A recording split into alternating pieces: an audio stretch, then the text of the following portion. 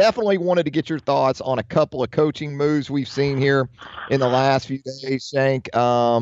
Let's start with Jeremy Pruitt at Alabama, moving on to the University of Tennessee as head coach, Alabama's defensive coordinator, a guy who is recruited down there in the Mobile area, the Panhandle. Talk about your relationship with Jeremy Pruitt and your thoughts on him making the move to the head coaching level in the Southeastern Conference. Well, Coach Pruitt is one of the greatest guys I've ever met in my life, and I'm not just saying that to my recruiter, but he was real genuine in every way he approached what he did, and I valued that relationship that we built through our recruiting process, you know. And even after I committed to Florida State, he still continued to recruit me hard, and that meant a lot to me. And I was eventually leading to me swap from Florida State to Bama. And him going to Tennessee, you know, I'm a little conflicted about that. I'm not too sure I could ever root for Tennessee, but I could always root for Coach Pruitt to do well. And, you know, I just hope they give him a chance to show what he can do, because as we've seen him in the D coordinator position, he can dial up some plays and he can make stuff happen. And I'm just really happy for him, and I hope he does well, but I'll never root for that puke orange, that Tennessee guy. That is just wow. But, you know, I'm happy for him nonetheless. Let me ask you this. You were part of that 2015 team, a starter at right guard for that national championship team that went through this exact same situation, Shank, with Kirby Smart and taking the Georgia job. Now, understanding you were on the other side of the ball, in terms of your recollection of how that process worked with Kirby, was it noticeable or was it business as usual, even though he had taken the job at Georgia and was trying to juggle a couple of different things at the same time? Was Kirby pretty much still as visible and as involved as he was before taking that job, the best you recall? Oh, yeah, no doubt about it. Honestly, it wasn't noticeable at all because everyone had one goal in mind, and that was to win a national title. And Saban's always been a firm believer in finishing what you start, and I feel like he has that instilled in his coaches because, you know, Kirby and Pruitt, they ended up staying and they're going to coach until the season is over. So it was business as usual. Nothing changed. We went about it as if nothing had changed. So you absolutely positively trust that Jeremy Pruitt will be all in when he's needed to be all in during these upcoming weeks in advance of Clemson? Oh, no doubt about it. I mean, of course, this became the new head coach of Tennessee, but he has obligations to fulfill at the University of Alabama first before he can completely move on, and I don't think he'd ever forgive himself if he didn't give his all in his last moments there. So let me ask you this, Shank. What, in your opinion, was the difference last year with Lane Kiffin? What do you think led to Saban feeling like he had to make a change midstream the college football playoff when that wasn't an issue with Jim McElwain back in 2011, and it wasn't an issue to your recollection in 2015? What was different about last year?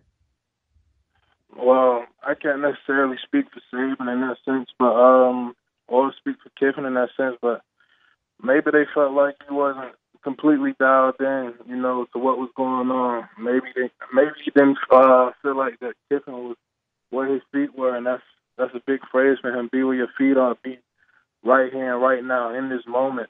And you know, maybe he didn't feel as if Lane was doing that, and he wasn't giving us the best opportunity to win. But I wouldn't quote me on that. You know, that's just my opinion. And right. I feel as if he had to make a decision that he felt was best for the team. And but you said it. Number one on the priority list, if you're involved with Nick Saban, is be where your feet are. And if you're not, it's pretty predictable what's going to happen next, right? Exactly. He's a firm believer in that. He always used to tell us that even when we had practices before we got to go home for breaks, he'd always say, don't be already in the parking lot and we haven't even been through practice yet. He's always said, feel your feet are, stay tuned in, stay focused, and stay dialed in right here in this moment. See, now I'm going to go off topic a little bit because you talking about Saban's message before breaks.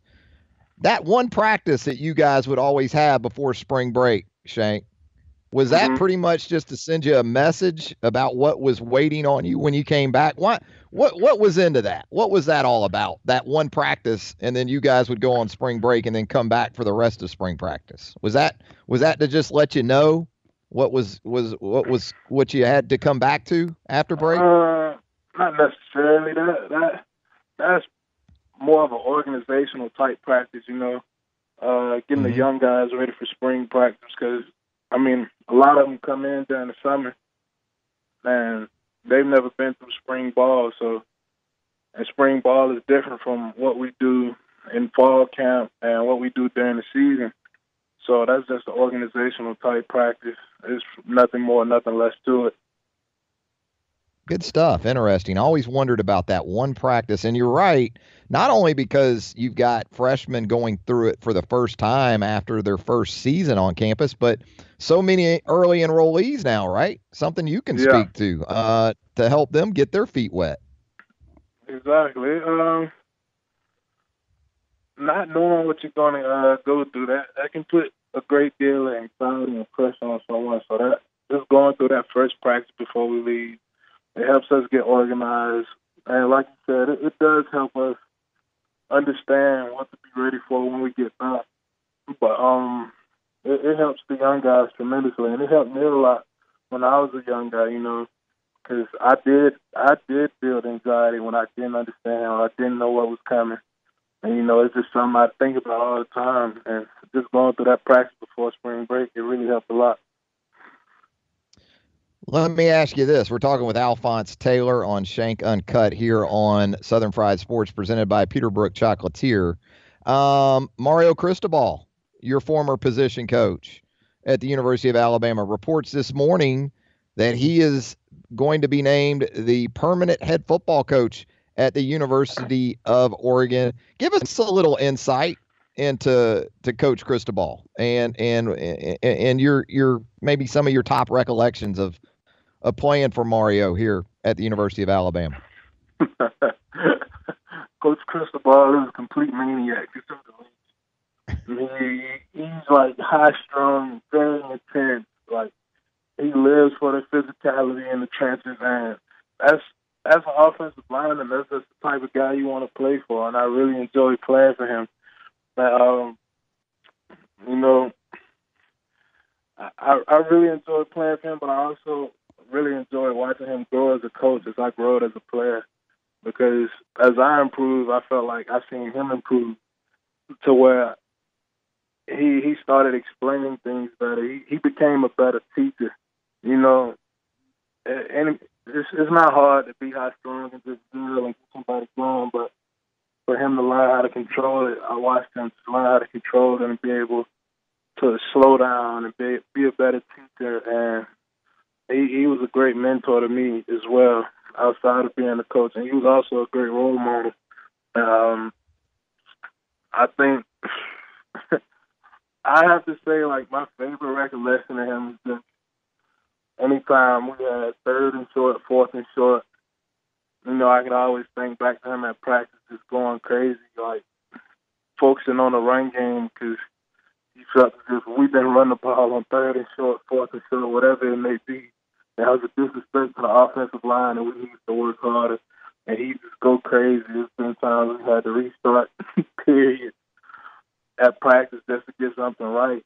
And that's the type of stuff I always think of when I think of Cristobal. And also, I recall a moment when my grandmother passed. I just went and sat in his office and cried, and he just sat there and listened to me and let me cry, And that's not necessarily something easy for somebody to deal with, but he was always there for me. I just wish him the best. He deserves everything that's going good for him right now. And that's the part we don't see as media. Fans don't see as fans, right? That relationship, that interaction between player and coach on the human level. It's the mistake so many of us make in looking at you guys as players, and especially at a place like Alabama.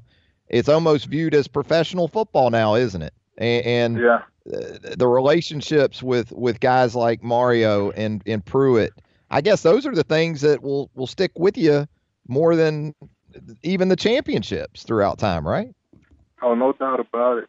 I mean, anybody can be on a team and, just win championships and get a ring. All you have to do is be on the roster. But, it takes a mutual bond and a mutual respect between men just be able to build that long life, that longevity relationship. And that's something that I value. That's very important to me. Now, Shank, as this Alabama team moves toward preparation for Clemson, what is the mode right now? If you're an Alabama football player, is it all about finishing up finals? Is there some type of workouts going on though, in terms of maybe the weight room or cardio, fitness, things like that? What are Alabama football players doing right now? Well, I can tell you right now, they trying to get some weight off the fat boys. I can tell you that from experience. It's about this time of year, it's all about staying in shape. Not games going on right now, and you do have a lot of time away from playing an actual football game. So right now, they trying to keep everybody healthy, trying to keep them in shape, and just trying to perfect the little things, trying to get the little things down. And like I said, trying to keep the weight off the fat boys, because it's a tough stretch for the fat boys around this time of year. We just came off Thanksgiving, and now Christmas is right around the corner. We've been eating good. So,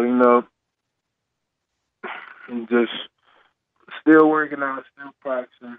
And, they're most definitely focusing on finals right now as well. So, Shank, when I go out to a practice, especially this time of year, and I see some guys with those long sleeve sort of windsuit looking things on up top. Oh, yeah. Are those fat boys? Those are the fat boys, aren't they? Those are the fat boys. Those are those are. That's all about weight, isn't it? Oh yeah. Oh yeah. Get your so those everybody things make you sweat too. So everybody has a target weight. Is that right? Everybody on that roster individually, do they have a target weight, and you need to be at that weight pretty much all the time, or you're getting a fat boy suit? Basically, you need to be at that weight or within 5 pounds in, because they understand weights fluctuate, but they also expect you to understand discipline and just understanding what you need to be at in order to perform at your best. So that's serious about How much harder is it, Shank, to practice in one of those tops that sweat? Is it noticeably tougher, or is it not? It's tough. It gets tough because they tend to stick to you, and they increase your body temp, which makes you sweat more. So it can get tough if you're not doing what you're supposed to do and you're not in right shape. So it gets tough.